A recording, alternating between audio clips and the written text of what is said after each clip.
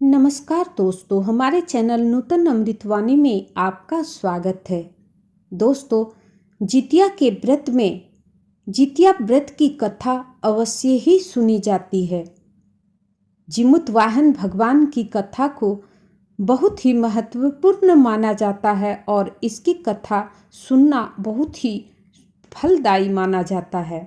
तो चलिए हम सुनते हैं जीमूत वाहन भगवान की कथा को अंत तक जरूर सुनिएगा और चैनल पर नए हैं तो चैनल को सब्सक्राइब कर लीजिएगा। जीमूत वाहन एक गंधर्व राजकुमार थे जो बेहद उदार और परोपकारी इंसान थे। उनके पिता ने राजपाट छोड़ दिया और जंगल में चले गए। इसके बाद जीमूत वाहन को राजा बना दिया गया। वे राजकाज ठीक से चला रहे थे, लेकिन उनका मन उसमें नहीं लगता था। एक दिन वे राजपाट अपने भाइयों को सौंपकर अपने पिता के पास ही जंगल में चले गए। वहां उनका विवाह मलयवती नामक कन्या से हुआ। एक रोज वह जंगल में एक वृद्धा से मिले। उसका संबंध नागवंश से था। वह काफी डरी और सहमी थी। वह रो रही थी और करुण विलाप कर रही थी। जीमूत वाहन की नजर उस पर पड़ी तो उनसे रहा नहीं गया और उसने रोने का कारण पूछा।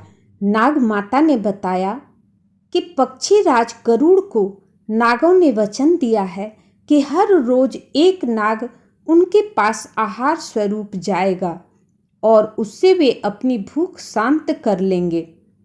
उस वृद्धा ने कहा कि आज उसके बेटे की बारी है। उसका नाम शंखचूड़ है। वह आज पक्षी राज गरुड़ का निवाला बन जाएगा। यह कहकर वृद्धा रोने लगी। इस पर दयावान जीमूत वाहन ने वृद्धा को आश्वासन दिया और नाग माता से बोला कि आपके बेटे को कुछ नहीं होगा। वह आज पक्षी राज गरुड़ के पास नहीं जाएगा। उसके बदले वे जाएंगे। ऐसा कहकर जीमूत वाहन तय समय पर स्वयं गरुड़ देव के पास पहुंच गए। जीमूत वाहन लाल कपड़े में लिपटे थे। गरुड़ देव ने उनको पंजों में दबोच लिया और उड़ गए। इस बीच गरुड़ राज ने देखा कि न तो उसे रोने की आवाज आ रही है, न ही कराहने की आवाज आ रही है, तो उसे बड़ा ही आश्चर्य हुआ। वो एक शिखर पर रुककर लाल कपड़े को खोल कर देखा तो वहां पर जीमूत वाहन था और उन्होंने उनसे पूछा कि तुम कौन हो और यहाँ पर क्यों हो।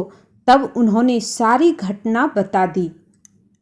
जीमूत वाहन के दया और साहस की भावना को देखकर गरुड़ देव बहुत प्रसन्न हुए। उन्होंने जीमूत वाहन को जीवन दान दे दिया। साथ ही उन्होंने वचन दिया कि आज से वे कभी भी किसी नाग को अपना ग्रास नहीं बनाएंगे। इस प्रकार से जीमूत वाहन के कारण नागों के वंश की रक्षा हुई। इसके बाद से ही आश्विन मास के कृष्ण पक्ष की अष्टमी तिथि को जीमूत वाहन की पूजा की जाने लगी और जीवित पुत्रिका का निर्जला व्रत रखा जाने लगा।